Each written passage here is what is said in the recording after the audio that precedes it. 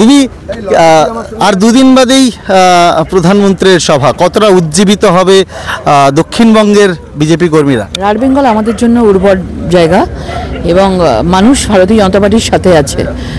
প্রথম লগ্ন থেকেই কিন্তু ভারতীয় জনতা পার্টি লাল মাটির দেশ, লাল মাটির ভূমি এই রাঢ়বঙ্গ, এবং জঙ্গলমহল রয়েছে, সবাই ভারতীয় জনতা পার্টির সাথে রয়েছে। মানুষ চাইছে ভারতীয় জনতা পার্টিকে, এবং নরেন্দ্র মোদীজি দুর্গাপুরের বুকে পা রেখেই তার যাত্রা, আগামী ইলেকশনের বিজয় রথের যাত্রা শুরু করছেন।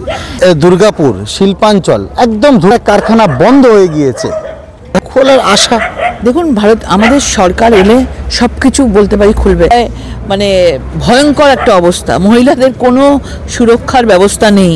তো বাংলা যেদিকে যাচ্ছে, আমরা এইটুকু বলতে পারি যে সরকার এলে কিন্তু আজকে ইন্ডাস্ট্রি বলুন, যুবকদের চাকরি বলুন, মহিলাদের নিরাপত্তা বলুন, সব বাংলায় হবে।